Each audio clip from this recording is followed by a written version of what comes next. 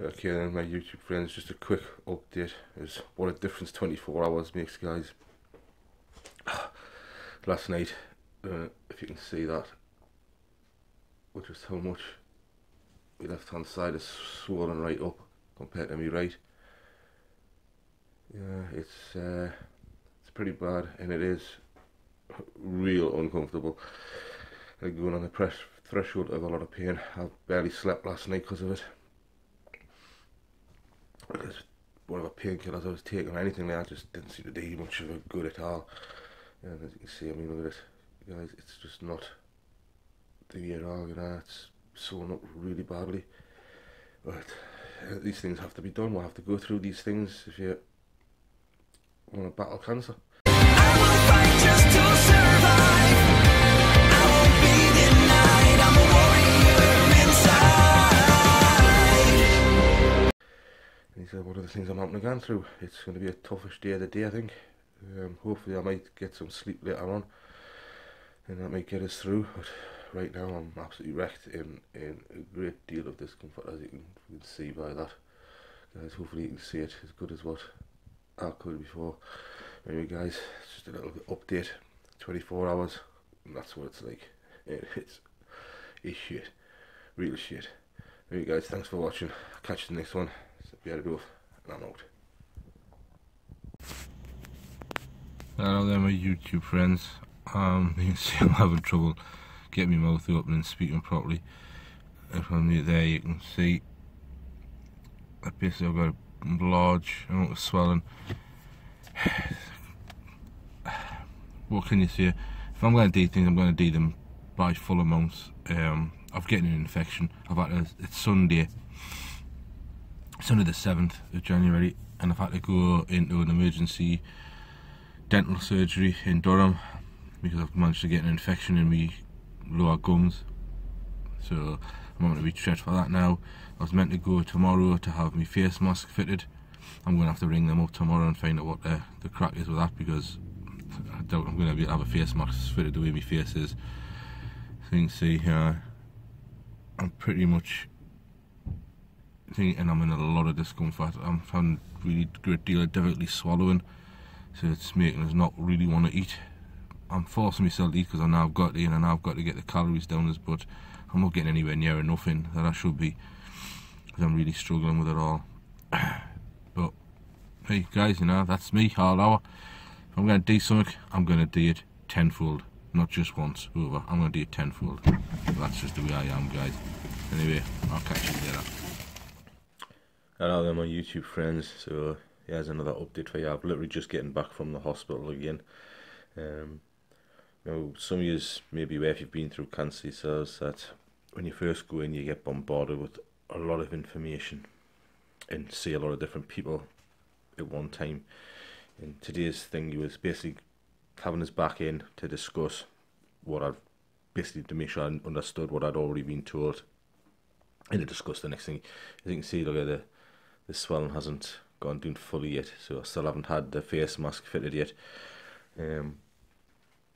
But I found out some extra information today, obviously when I was there, to do with me cancer and that. Certain things I didn't know, how they hadn't expressed it in a way that I'd fully understood, but this time around I know better. Now with cancer, they classify the thingies as stages, size, and that T1 being the smallest, T2, T3 and T4 being large, being basically the largest of the group. Guess which one I am? I bet you can't. I bet you'll never guess in a million years which one I am. Yeah, I'm fucking T4. I mean, guys, you know, look at this. When I do things, I don't do them by fucking halves. I go in fucking both feet, in the deep end, get it done. So I'm a T4.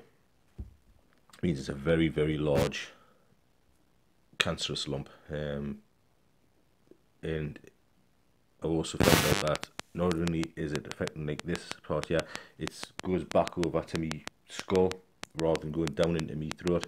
It's going back over into me skull, which when you it was attached to the skull, but I didn't know like which way it was going or anything. But it also affects two of the nodes in my neck, down the back here somewhere. There's two nodes. It's affecting those. It's hit those. That's how large it is. So when the radiography hits us, it's going to be hitting us basically from like here down to where my palate is here, missing the actual mouth part out, but going up over into my throat here, which will then irradiate me fucking mouth. So I'm going to have obviously a lot of problems. That, in fact, I've actually, another thing that I found out today which I didn't know, because I was told that there was a possibility that it would affect me swallowing badly, and that there's a possibility that they may need to put a tube in to feed us. Oh no, that isn't a thingy. It's not just a possibility, it will be done. And it was discussed with us today. They said that basically they can't put the tube, or they would be able to, but it would be risking basically pushing some of the cancer down over, so they can't risk putting the tube in through the nose. They're going to have to go in through the abdomen. So I'm getting basically an abdominal tube fitted, and that's going to be fitted on Monday. Now today is Wednesday. It's Wednesday the 10th. I don't know when this will go up, but on Monday I go in and I have that fitted, and that's supposed to be in itself a very uncomfortable thing to have done. So I've got some more uncomfort again. Just like me, I'm going to do it right. I'm going to make sure I'm in the most fucking uncomfortable position I can possibly be in at all times. It's just fucking crazy. It is, it's fucking crazy, guys. So that gets fitted on Monday, and they're basically going in through my stomach to fit a feeding tube in, and that will be used when it's needed. Yeah, they've said basically while it's not needed, it'll just be there as the precaution. When I start a drop in me eating that I can't think, because when you get a radiation therapy around this part, your body works harder to try and fight infection and try and fight the thingy, so you end up burning more calories. And he says, and then so that even if you're eating at a certain level, which was beforehand matching nicely, when as soon as you start getting the radiation therapy, the calorie intake you need goes up, but you are still maintaining this level of food. It's not good enough. It won't do it. You'll start drastically dropping body weight. So what they said is that that's when they'll need to use the feeding thingy to feed it up to try and get us up to that level or above that level, so that I stay on a nice even keel. Yeah, and obviously as my mouth gets worse and as my swallowing gets worse and the less food I can get down, the more I'm going to have to be fed through the tube. So that's going to be fun and games. Yeah, and in order to do that, supposedly they need to be able to blow my stomach up, which your stomach, I'll show you 2 seconds if you just look at me here. Your stomach actually sits up here. It's not down the bottom end, it actually sits up here. Okay, and it can move slightly. It can sort of like just slightly waver inside of here. So they need to blow it up so that it hits my stomach wall and so it stays stationary, so they can find exactly where it's sitting, whether it's sitting over here, whether it's sitting dead in the middle, or whether it's sitting over this side.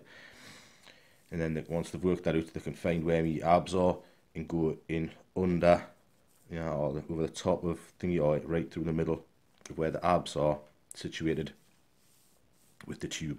But what they'll do is they'll actually, when they find the thingy, they'll put some stitches through to hold it in place before they do the thingy, and then obviously they'll numb the whole area. They'll put a thingy into my arm to basically knock us very, very drowsy, while they put the tube in through wherever it's got to go, and then it'll be filled, the back end of it will be filled with a bit of water to hold it in place in my stomach, and the other side of it will have like a disc which will sit against my stomach wall, which I have to keep clean obviously because it's going to be a hole there.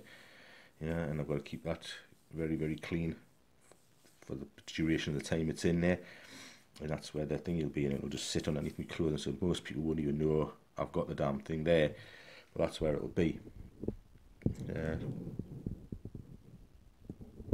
So I've got that to get done on the Monday.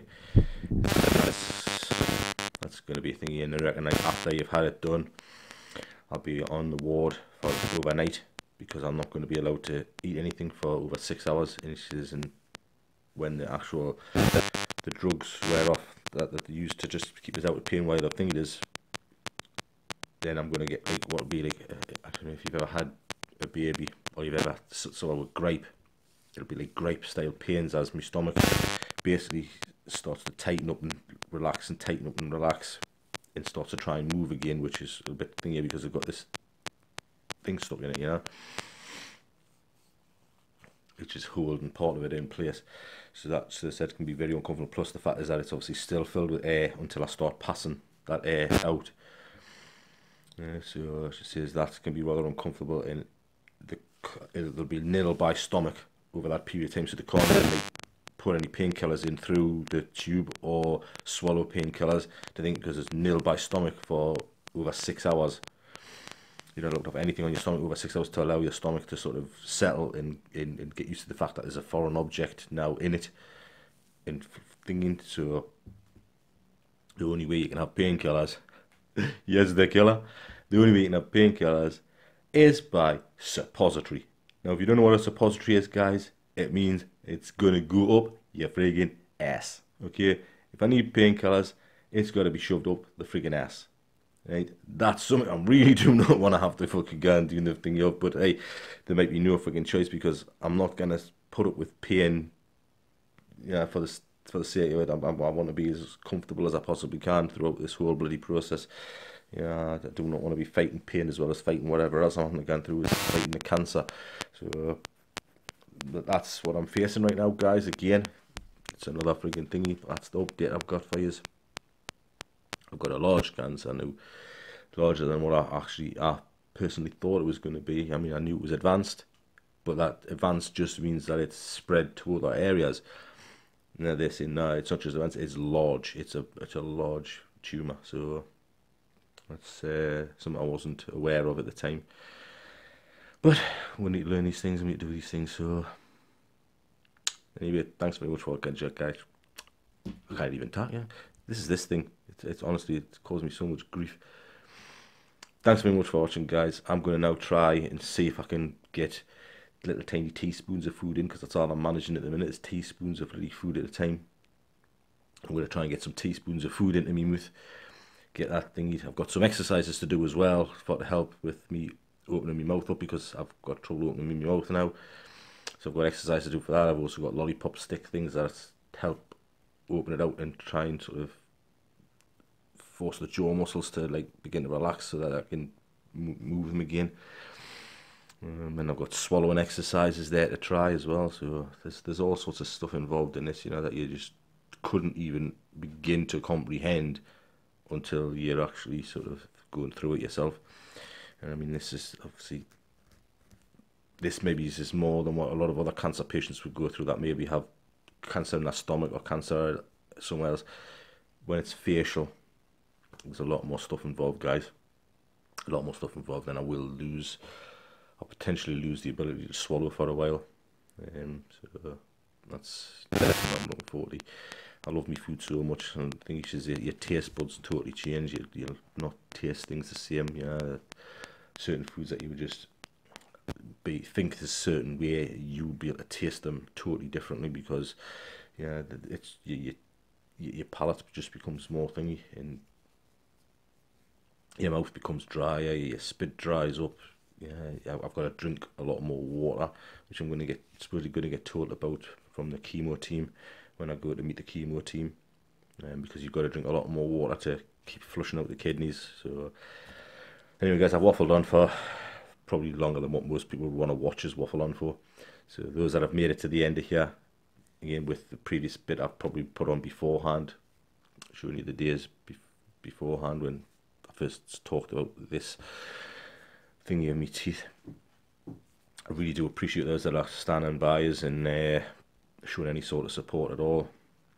I do appreciate those that are watching this, and if you do know somebody that's going to go through this, has went through this, is just wants to find out how somebody coped with this, to give them some sort of thingy of see how it is, what it's like to go through, then please, share and let people see it. I'm not bothered with growing my channel, but that doesn't make much difference to me. But what I am bothered with is getting this out there for others that may be going through a similar thing, or going to have to go through a similar thing, or maybe it's a family member that needs to see what potentially you could end up going through. Please pass it on and let them see it, and hopefully it'll help them in some way, shape or form. That's what I want to do now. I just want to help other people to see that there is different ways of dealing with things. Anyway, guys, thanks for watching. I really do appreciate it. I'm going to get something to eat now. It's the bearded wolf, and I'm out till next time. Bad wolf. The big bad wolf.